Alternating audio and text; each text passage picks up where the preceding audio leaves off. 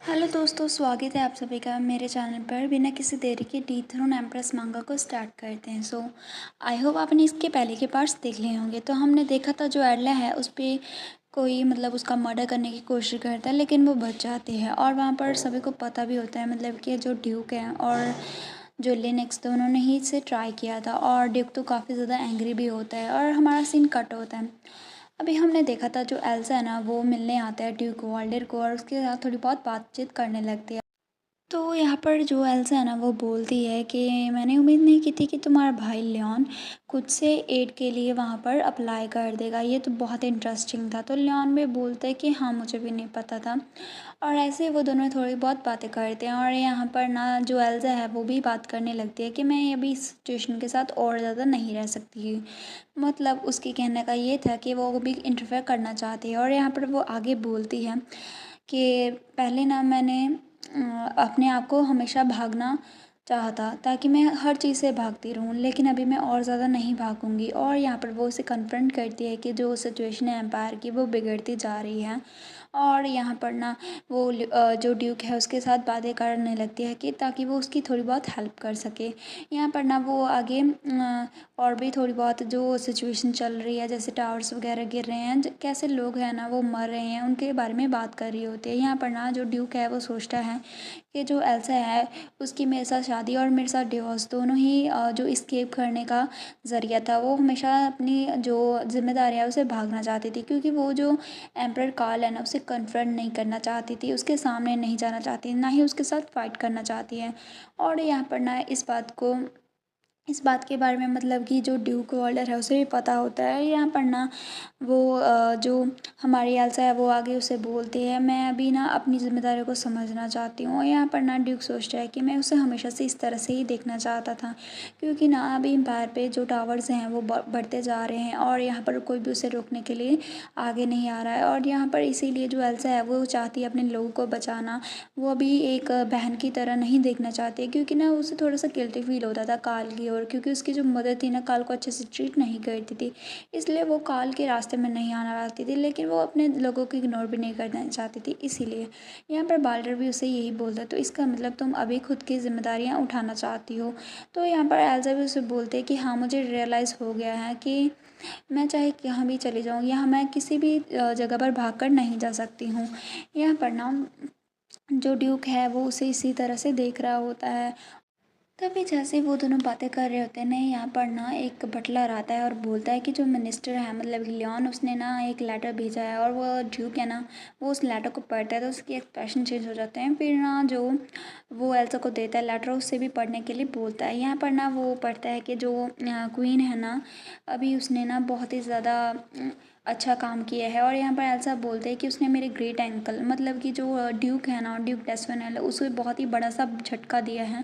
और यहाँ पर वो हैप्पी हो जाती है और सोचती है कि मुझे लगता है जो मेरे अंकल है ना अभी बहुत ही ज़्यादा गुस्से में होंगे, क्योंकि उसे भी पता चल जाता है वहाँ की सिचुएशन का। और यहाँ पर ना वो सोचता है कि अभी मैं उसे मिलूंगी तो मैं उसका अनसेटिस्फाइड फेस देखना चाहती हूँ। तभी हमारा सीन कट होता है। यहाँ पर हम देखते हैं ड्यूक जो कि काफ़ी एंग्री होता है। यहाँ पर वो बहुत ही गुस्से से घूर रहा होता है। यहाँ पर ना ड्यूक सोचता है कि क्या वो इंटेंशनली नाइट के साथ मज़े कर रही है ताकि मैं थोड़ा गुस्सा हो जाऊँ। और वो बहुत ही ज़्यादा स्मार्ट है। आगे वो बोलते हैं उसके अलावा जो नाइट्स उसके साथ हैं, क्वीन के साथ खड़े हैं ना, वो सभी इंपॉर्टेंट फैमिलीज़ के बड़े बेटे हैं और छोटे बेटे हैं, जो कि बहुत ही इंपॉर्टेंट हैं। और यहाँ पर ना उनका इन्फ्लुएंस भी काफ़ी है ह्यूमन एम्पायर में। इसके अलावा जो एलिजा है, जो प्रिंसेस एलिजा है, वो काफ़ी ज़्यादा एरोगेंट है। वो पहले से ही मुझे बॉदर कर रही थी और अभी वो इस अपॉर्चुनिटी को जाने नहीं देगी। और अभी क्वीन ने भी उन्हें ज्वाइन कर लिया, लेकिन मेन जो प्रॉब्लम है वो तो क्वीन है। इन सब के कॉम्बिनेशन के में जो क्वीन है ना वो सबसे ज़्यादा इम्पॉर्टेंट है। वो मेरे लिए बहुत ही ज़्यादा बड़ी थ्रेट है। यहाँ पर ना जो एडला है वो जाते हैं लियोन के पास और उससे बोलते हैं, लियोन प्लीज़ मुझे चेक करो मेरे फेस पर कहीं होल तो नहीं हो गया। तो ना फिर वो उसे बोलता है कि लकीली तुम ठीक हो। और यहाँ पर ना एडला से बोलते हैं कि कोई किसी की ओर इतना ज़्यादा घूर कैसे सकता है, मुझे और भी ज़्यादा केयरफुल रहना होगा। तो फिर फिर वो बोलता है कि क्या मैं तुम्हारी जो सिक्योरिटी है वो बढ़ा दूँ।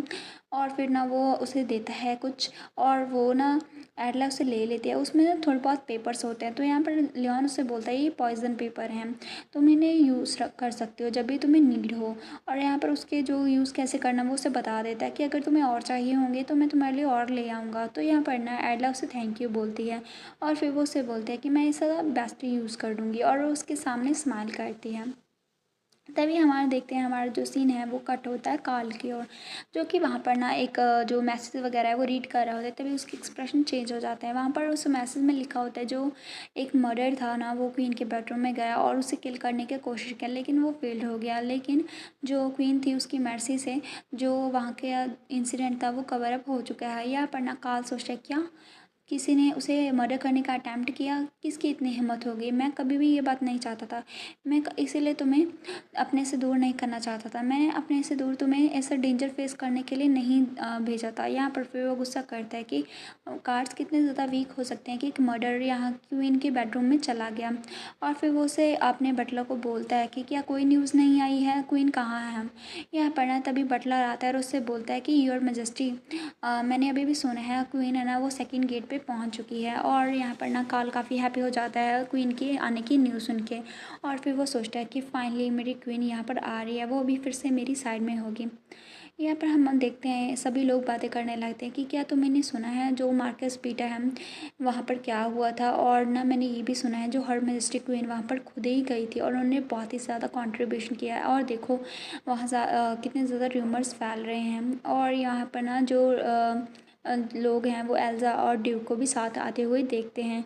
यहाँ पर ना सभी लोग बातें कर रहे होते हैं जो क्वीन एडला है वो कब पहुंचेंगी, मैं उनका बेसब्री से इंतज़ार कर रहा हूँ। वहाँ पर हम देखते हैं बहुत सारे लोग वहाँ पर इकट्ठा हो जाते हैं जो कि हर मैजेस्टी क्वीन के बारे में बातें कर रहे होते हैं कि मैंने सुना है कि वो पावरफुल बिच हैं और उन्होंने ना एक ही बार में टावर्स को जो है वो गिरा दिया और उन्हें अपनी आंखों से देखना मेरा ड्रीम है वगैरह वगैरह। तभी ना गेट्स ओपन होने लगते हैं। तभी हम देखते हैं वहाँ पर ना सबसे पहले ड्यूक और फिर लेनिक्स की एंट्री होती है। तभी ना सभी लोग बातें करने लगते हैं जो नाइट्स और बिचेस जिन्होंने टावर को डिस्ट्रॉय किया था वो अभी आ चुके हैं। तभी हम देखते हैं उन्हें देख के ना जो ड्यूक है ना उसकी एक्सप्रेशन, और ना वो काफ़ी हैप्पीली एंथुजियास्टिकली वहाँ सभी के सामने अपने हाथ फहरा रहा होता है। और यहाँ पर ना जो एडला है उसे देखते इस तरह करते हुए और सोचते हैं कि नहीं मैं उसे इस तरह से करते हुए तो नहीं देख सकती। और फिर वो भी हाथ को लहराने लगती है ताकि उनके जो लोग हैं उनकी जो नज़र है वो उसके ऊपर चली जाए। सभी लोग बोलते हैं कि योर मैजेस्टी द क्वीन आप बहुत ही ज़्यादा ब्यूटीफुल हैं। और तभी हम देखते हैं वहाँ पर ना एडला बोलती है लियोन से, लियोन सभी लोग हमें देख रहे हैं, तुम्हें थोड़ा स्माइल करना चाहिए उनके लिए, उन्हें हम डिसअपॉइंट नहीं कर सकते हैं। तभी वो भी स्माइल करता है वहाँ उसकी ओर, वो दोनों ही एक दूसरे को देख के काफ़ी अच्छे से स्माइल कर रहे होते हैं। तभी हम देखते हैं यहाँ पर ना ड्यूक है ना, क्योंकि उसके ऊपर से सारी जो उनकी नज़रें थी ना लोगों की वो एल्ला के ऊपर चली जाती हैं, तो वो काफ़ी ज़्यादा एंग्री हो जाता है। यहाँ एल्सा बात नोटिस करते और बोलते देखो हमारे ग्रेट अंकल को वो बहुत ही एंग्री लग रहे हैं। और फिर ना ड्यूक है ना वो भी देखता है यहाँ लियोन को और सोचता है लियोन मैं बिलीव नहीं कर पा रहा तुम इस तरह के एक्सप्रेशन भी बना सकते हो, क्योंकि वो बहुत ही ज़्यादा प्यार भरी आंखों से एडला को निहार रहा होता है। और जो वॉल्डर है ना मतलब ड्यूक वॉल्डर लियोन का बड़ा भाई, उसकी नज़रें तो हमेशा ही यहाँ उसके ऊपर होती हैं। तभी हम देखते हैं यहाँ काल को जो कि ऊपर से देख रहा होता है बालकनी से यहाँ एडला को, और एडला को आते हुए देख के वो भी काफ़ी ज़्यादा हैप्पी होता है। और फिर वह बोलते हैं माय क्वीन अभी फाइनली तुम मेरी साइड में वापस आ रही हो, तुम वापस आ गई हो।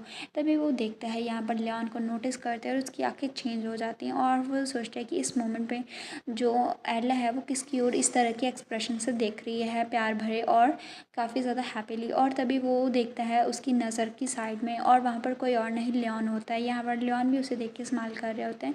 ये बात को ना नोटिस करता है काल और वो गुस्से में लियोन का नाम लेता है कि एडला तुम मेरे साथ इस तरह से नहीं कर सकती, तुम सिर्फ मेरी ओर ही स्माइल कर सकती हो। पहले तो वो खुद ही मतलब एडला के करीब नहीं जाना चाहता था और अभी अभी वो इस बात से जेलस हो रहा है कि वो किसी और को देख के स्माइल कर रही है। तो यहाँ पर ना वो बोलता है कि तुम मेरी क्वीन हो, तुम मेरे साथ ऐसा नहीं कर सकती हो। तो यहाँ पर हमारा सीन कट होता है।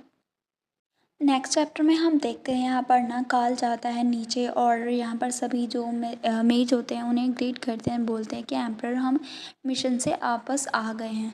और जैसे ही वो आते हैं तो काल उन्हें अप्रिशिएट करते हैं तुम्हारे हार्ड वर्क के लिए। और फिर वो देखता है यहाँ पर एडला और लियोन की ओर, और वो दोनों तो ना एक दूसरे में ही लगे होते हैं और वो काफ़ी स्माइल कर रहे होते हैं। ये देख के काल को अच्छा नहीं लगता। तभी ना ड्यूक जाता है काल के पास और उससे बोलता है योर मेजेस्टी, मेरे पास सीरियस मैटर है जो कि मैं आपके साथ डिस्कस करना चाहता हूँ। और हम देखते हैं तभी ना काल वहाँ पर जाता है और सारी सिचुएशन को समझाता है कि जो हमारे विजार्ड ने उन्होंने कैसे जो बीटा है ना उसे बीस्ट से बचाया और डिस्ट्रॉय कर दिया टावर को। लेकिन यहाँ पर ना एक और चीज़ है। और फिर ना यहाँ पर ना जैसे ही वो आगे बढ़ने वाला था, काल उसे बोलता है कि मैंने सुना है किसी ने अटैम्प्ट किया था एम्प्रेस को असैसिनेट करने का। तो फिर वो आगे बोलता है तुम्हें पता है कि कौन रिस्पॉन्सिबल है। तो ड्यूक ना थोड़ा सा खांसता है और उससे बोलता है कि हमें इसके लिए बहुत ही बड़े ट्रबल में जाना पड़ा। ये बहुत ही ज़्यादा प्रीशियस पर्सन थे। ये आपको उसे मतलब पैलेस को छोड़ के देने नहीं जाना चाहिए था। और आगे वो बोलता है इसके अलावा मार्कस में रहते हुए ना जो लेनिक्स लियोन है ना वॉल्डर, वो उन्होंने बिल्कुल भी एम्प्रेस का बेडरूम नहीं छोड़ा है। वो हमेशा ही वहाँ पर रहा करते थे। और फिर वो आगे बोलता है कि इसके कोई फ़र्क नहीं पड़ता कि चाहे कितना ही इम्पोर्टेंट एडवाइज़र क्यों ना हो, लेकिन फिर भी मतलब उन्हें यहाँ पर उसे आग लगा रहा था कि वो उसके बेडरूम में था। तो यहाँ पर काहे ये बात को नोटिस करता है और उससे बोलता है कि क्या वो पूरा टाइम पे जो एम्प्रेस है उसके बेडरूम में था। और यहाँ पर हमारा सीन कट होता है। तो यहाँ पर ना जो ड्यूक है वो तो पूरी कोशिश करता है यहाँ पर जो एम्प्रर है उसे करने की, ताकि वो उसके साथ मिल जाए और वो ना एम्प्रेस के बारे में और ज़्यादा ना सोचे। और यहाँ पर हम देखते हैं हमारा सीन कट होता है एम्प्रेस की ओर और एडला सोचती है कि मैं यहाँ सो कैसे गई और कब सोई। तभी हम देखते हैं वहाँ पर ना वो उठती है। तभी वहाँ पर हाना की एंट्री होती है जो कि उसे बोलते हैं योर मेजेस्टी आप उठ गई हैं। और फिर ना वो उसे बोलती है कि क्या कुछ गलत है। फिर हाना उससे बोलते जो हिज मेजेस्टी एम्परर है ना वो यहाँ पर आए हैं। तो फिर वो सोचती है एडला कि एम्परर यहाँ पर क्या करने के लिए आया है। तो यहाँ पर हम देखते हैं काल आता है और यहाँ पर वो घूरने लगता है एडला को। तभी वो ना रेडी हो रही होती है और बोलते हैं कि योर मेजेस्टी।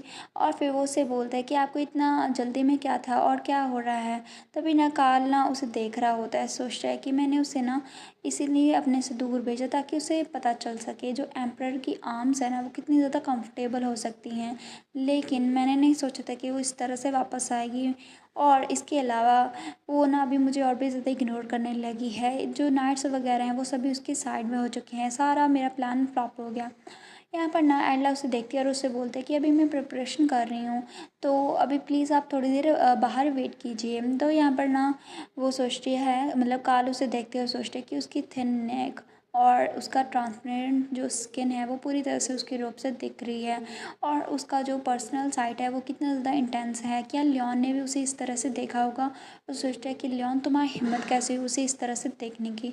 यहाँ पर कालू से बोलता है कि तुम्हें किस तरह का फील हो रहा है ऐसे बिना प्रिपरेशन से मुझे मिलना। मैं क्या तुम्हारा हस्बैंड नहीं हूँ, तुम मुझसे इस तरह से मिल सकती हो। और फिर वो उसके पास जाने लगता है। तो वो यहाँ पर एडलाना उसे बोल देती है सभी से कि सभी लोग यहाँ से चले जाओ। और जैसे ही वो जाते हैं वहाँ पर काल और एडला अकेले होते हैं और एडला उसे बोलती है कि अभी तुम मुझे ये बताओ कि तुम यहाँ इतने लेट आवर में क्या करने आए हो। और हम देखते हैं वो वहाँ पर एरोगेंटली बैठी होती है। तभी कार्ल उसके सामने झुकता है और यहाँ पर एडला तो उसे देखने ही लगती है कि ये क्या कर रहा है। फिर वो उससे बोलती है कार्ल ना उसे पूछता है कि क्या तुमने अपना जो दिल है वो लियोन वॉल्डर को दे दिया है, क्या तुम उसके साथ इतना ज़्यादा अटैच्ड हो चुकी हो। तो आयला को तो उसकी बात समझ में नहीं आती और वो उसे घूरने ही लगती है। फिर वो आगे फिर से पूछता है कि मुझे बताओ क्या तुम्हारा दिल ऑलरेडी लियोन के साथ है ना, मुझे पता है। और उसे घूरने लगता है। तो यहाँ एडला उसे बोलते हैं कि तुम मुझे क्यों पूछ रहे हो, क्या तुम क्यूरियस हो। और फिर हम देखते हैं यहाँ पर एडला सोचती है कि मैंने एक्सपेक्ट नहीं किया था कि मेरे वर्ड हैं उसे इस तरह से कर देंगे लेकिन इससे कोई फ़र्क नहीं पड़ता क्योंकि यहाँ पर सॉल्यूशन है। तभी काल उससे करीब जाता है और उससे बोलता है कि मैं जो डायना है उसे पहले से बाहर निकाल दूंगा। वहाँ पर उसे घूर रहा होता है। उसकी कहने का मतलब था मैं जो डायना है उसे पहले से बाहर निकाल दूंगा, तो तुम भी यहाँ पर लियोन को हमारे बीच में मत आने दो। तो यहाँ पर ना कार्ल आगे बोलता है कि क्या तुम ये बात नहीं चाहती हो? तो एडला वहाँ पर उसे स्माइल से बोलती है कि मेरा बिल्कुल भी इंटरेस्ट नहीं है हिज मैजेस्टी के अफेयर्स के बीच में आने का, और उससे बोलता है कि तुम उसे चाहे बाहर निकालो या फिर उसे फॉलो करो, तुम्हें जो करना है तुम कर सकते हो, तुम अपने दिल को फॉलो करो। और आगे बोलती है एडला, इसके अलावा अगर तुम मेरा दिल विन करना चाहते हो तो तुम्हें इस तरह से नहीं आना चाहिए, बिना नोटिस के, बिना मैनर्स के, स्पेशली ऐसे पूरी इतनी मिडनाइट के दौरान। अगर तुम्हें करना चाहते हो कि मैं किस तरह की पर्सन हूँ और मुझे क्या पसंद है, तो मैं इन सारी चीज़ों को खुद से ढूंढना चाहिए, इस तरह से नहीं आना चाहिए।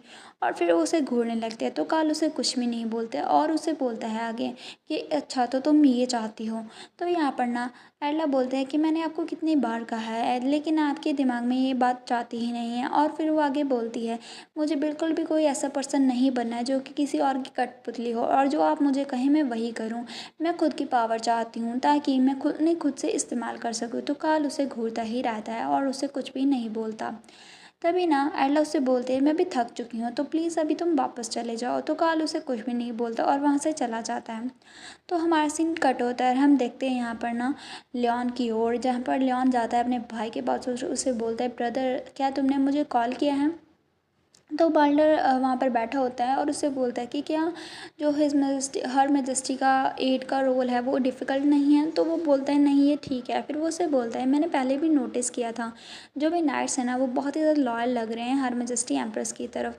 और फिर वो बोलता है कि वो तो हर मैजेस्टी के लिए थी ही है, क्योंकि उन्होंने इतना ज़्यादा काम जो किया है अच्छा, कि सभी नाइट्स उसके साथ घुल मिल रहे हैं। तो यहाँ पर ना जो मतलब ड्यूक है वो उसे बोलता है कि ये जो हर मैजेस्टी एम्प्रेस हैं उनकी किस तरह की पर्सनैलिटी है, तुम उतने इतना ज़्यादा ओबे क्यों करते हो? तो आगे वो बोलती है, वो क्लियरली समवन है जिसे पता है ऑफिशियल और पर्सनल मैटर को कैसे डिफ्रेंशिएट करना है। और जब वो टावर्स की बात आ रही है तो वो ब्रिलियंट हैं और वो हमेशा ड्यूक के अपोजिट होती हैं, वो हमेशा लोगों के बारे में सोचती हैं। फिर वो आगे बोलता है, तो जो ग्रैंड ड्यूक है वो भी वहाँ पर गए थे? तो यहाँ पर ना उसके पास उनके लियोन को पहले तो समझ में नहीं आता, फिर वो उसे बोल देता कि हाँ जो ग्रैंड ड्यूक है वो फोकल पॉइंट तक जाने के लिए एग्री हुए थे, लेकिन वो वहाँ पर उसने ज़्यादा अच्छा काम नहीं किया था और वो हमेशा की तरह हमें देख रहे थे लड़ते हुए। तभी ड्यूक उससे बोलता है कि तुम और तुम्हारी जो हर मेजेस्टी हैं, मतलब दोनों ने ही जो गोल्स हैं अचीव करने थे वो उन्होंने अचीव कर लिए हैं, तुम दोनों ने ही। तुम्हें टावर्स के बारे में इन्फॉर्मेशन चाहिए थी और उन्हें अपनी पोजीशन स्ट्रॉन्ग करनी चाहिए, तो ये दोनों ही गोल्स अचीव हो चुके हैं। तो तुम्हें नहीं लगता कि तुम्हें अभी रिज़ाइन कर देना चाहिए उनकी एड्स की पोजीशन से? तो लियोन उसे देखता रहता है, उसने एक्सपेक्ट नहीं किया था।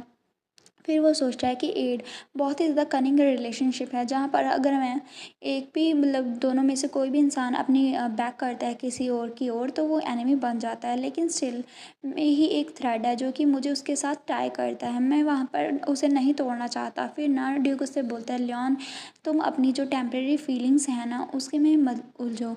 और फिर ना लियोन उससे कहता है बड़े भाई, और फिर ना उसे देखने लगता है। तो ड्यूक उससे बोलता है, तुम्हें हर्ट होगा अगर तुम अपनी फीलिंग्स में बीच में उलझोगे। ये ट्रू है, जो एडवाइज़र है ना वो हर मैजेस्टी की एम्प्रेस का गवर्नर का एक पार्ट होता है, लेकिन तुम्हें भी पता है कि इन सारी वर्ड्स का मतलब क्या है। अगर तुम अपनी फीलिंग्स को बीच में आने दोगे और तुम प्रॉपरली उसे नहीं संभालोगे तो बहुत ही बुरा हो सकता है। तो यहाँ पर लियोन उससे बोलता है, ये मिसअंडरस्टैंडिंग है, ऐसा कुछ भी नहीं है। तो ड्यूक उससे बोलता है मिसअंडरस्टैंडिंग, और उससे बोलता है कि मुझे पता है और तुम्हें पता है, किसके भी अंदर अगर किसी के लिए थोड़ी बहुत फीलिंग्स जाग जाती हैं तो वो लीक आउट हो ही जाती हैं, वो अपना ट्रू नेचर शो कर ही देता है। तुम्हें पता है अभी तुम किस तरह के फेस के साथ उसे देख रहे थे? फिर वो उसे बोलता है, तुम्हें शायद पता नहीं है, तुम उसकी और इस तरह से देख रहे थे जैसे पूरी दुनिया में वही तुम्हारी एक लाइट है। और यहाँ पर ना वो याद करता है कैसे वो उसे घूर रहा था। तभी वो आगे बोलता है कि तुम्हें शायद प्रॉब्लली नहीं पता होगा लेकिन सामने वाले को पता चलता है। यहाँ पर ना ड्यूक सोचता है कि लियोन तुम इस तरह की कैसे हो सकते हो, तुम अपनी जो फीलिंग्स हैं उसे कैसे अपनी जो ट्रेजेडी का कारण बनने दे सकते हो, तुम्हारी फीलिंग ट्रेजेडी ही में ही चेंज होंगी। तो यहाँ पर हम देखते हैं सीन कट होता है, लियोन बाहर आ जाता है अपने भाई की बात सुन के, और जैसे ही वो बाहर आता है वो काफ़ी ज़्यादा परेशान होता है और वहाँ पर ना वो अपने चेहरे पे हाथ रखता है और काफ़ी ज़्यादा मतलब कि निराश होता है, मतलब निराश होता है और आगे सोचता है कि क्या एम्प्रेस को तुम्हारी फीलिंग्स के बारे में पता है। जब ड्यूक ने उसको ये बात बोली थी ना, तो लियोन उससे बोलता है कि मुझे नहीं पता कि उन्हें पता है या नहीं, और मुझे नहीं पता ये इमोशन सारे जो हैं वो क्या हैं। और यहाँ पर ना उसका भाई उससे बोलता है, अगर तुम्हें नहीं पता ये इमोशन क्या है तो फिर इससे कोई फ़र्क नहीं पड़ता, तुम्हें बस इसे कवर करना है इससे पहले कि ये बहुत ही ज़्यादा लेट हो जाए। मतलब तुम्हें अपनी फीलिंग को संभालना है और सामने नहीं आने देना। यहाँ पर वो सोचता है कि एडमिरेशन और रिस्पेक्ट या फिर कुछ और, ये क्या है मुझे नहीं पता, ये कौन सा इमोशन है जो कि हर मेजेस्टी एम्प्रेस की तरफ मेरा है। लेकिन जब उस डार्क रूम में जहाँ पर कोई नहीं था, मैं रिकॉल कर पा रहा हूँ उन्हें डिफेंसलेसली ऐसे मेरी ओर देखते हुए, और वो मेरी आर्म्स में ट्रैप हो रखी थी। उस टाइम पे उनकी जो फॉरहेड है वो इतना ज़्यादा ब्यूटीफुल लग रहा था, उनकी जो नोज़ है वो भी बहुत ही ज़्यादा प्यारी थी, उनकी जो आँखें हैं जो कि मुझे बहुत ही प्यार से निहार रही थी। मैं उन सभी चीज़ों को नहीं भूल सकता हूँ। अगर मैं थोड़ा सा और क्लोज जाता तो फिर कितना ज़्यादा सॉफ्ट फील होता। और आगे वो बोलता है कि अगर मैं उन लिप्स को किस कर सकता तो शायद क्या होता। और फिर वो सोचता है कि अगर मैं और वो इतना ज़्यादा करीब आ जाते तो कितना अच्छा होता। और ये बातें सोच के ना मतलब फिर वो रुक जाता है, सोचता है कि ये कितना ज़्यादा स्टूपिड था।